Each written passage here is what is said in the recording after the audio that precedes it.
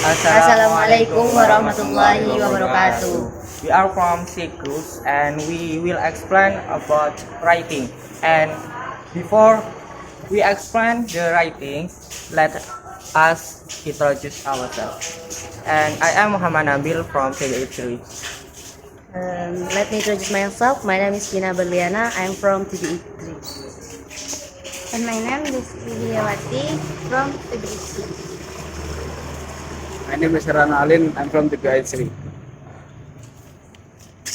Nah, baik, di sini kita akan menjelaskan tentang kesulitan-kesulitan dalam writing.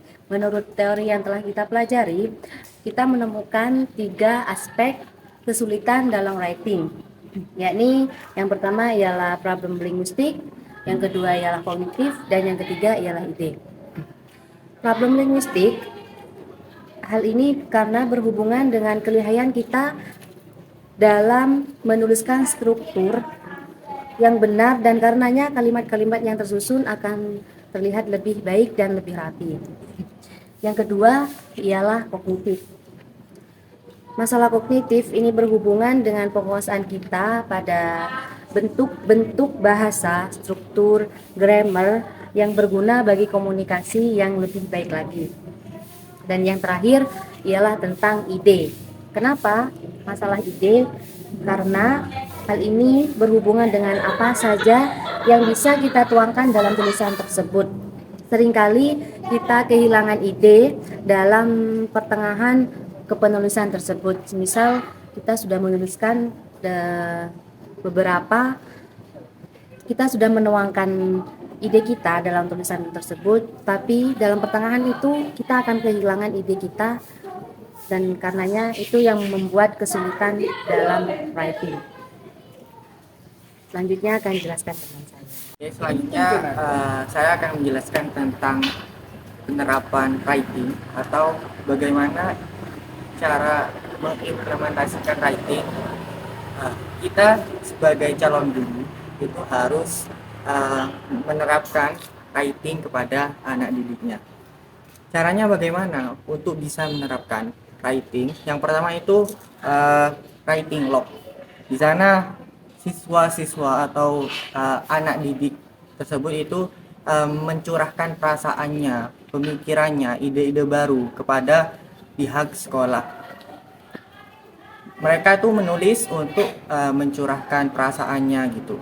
Kemudian yang kedua itu caranya tulisan singkat sebelum atau setelah kelas gitu.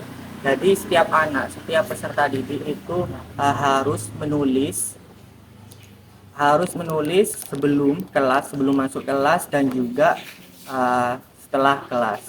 Kemudian juga ada ringkasan, misal ada guru menerangkan, nanti muridnya itu harus mencatat ringkasan apa yang bisa mereka simpulkan dari penjelasan tersebut gitu. Kemudian juga ada menulis bebas. Jadi setiap anak didik atau peserta didik itu boleh atau diharuskan itu untuk menulis bebas.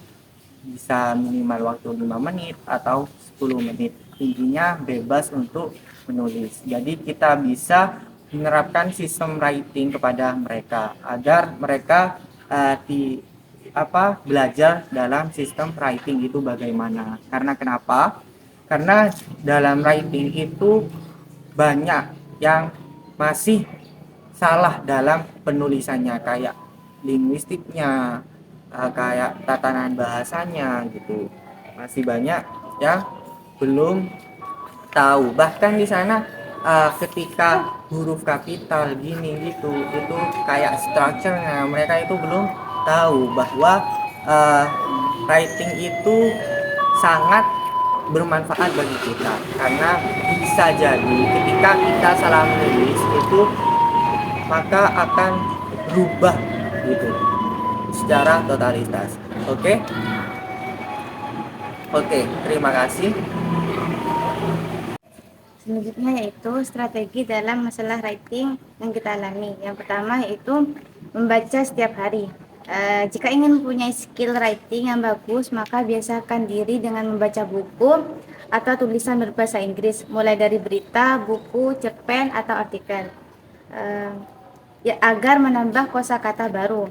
Dengan membiasakan diri membaca berbagai macam jenis bacaan bahasa Inggris, kita bisa meningkatkan kemampuan menulis sekaligus menambah pengetahuan mengenai banyak hal. Jika kita rajin membaca tulisan berkualitas, maka secara otomatis kita akan berusaha untuk menghasilkan tulisan yang berkualitas juga. Dan yang kedua yaitu menulis setiap hari. Cara meningkatkan kemampuan selanjutnya adalah dengan menulis setiap hari. Dengan membuat target menulis apa yang akan kita tulis pada hari itu.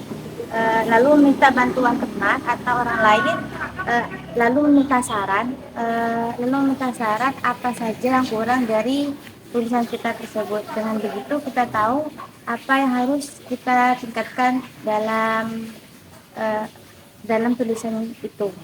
Dan yang ketiga, tuliskan setiap ide yang muncul dalam kepala.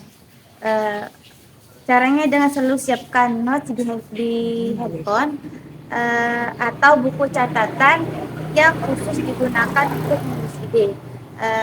Ide bisa datang kapan saja dan juga dapat hilang jika tidak segera ditulis. Baik, strategi pembelajaran yang cocok untuk permasalahan writing adalah teori belajar kognitif.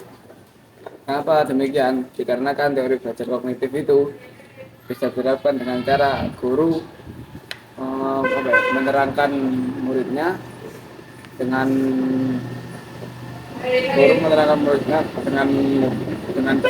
dengan bahasa yang mudah dipahami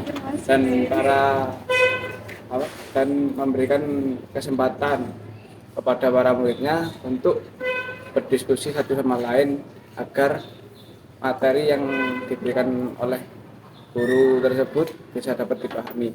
Dan para murid juga harus latihan secara berkala, dengan latihan membaca dan menulis secara berkala agar bisa mengasah skill writing mereka masing-masing.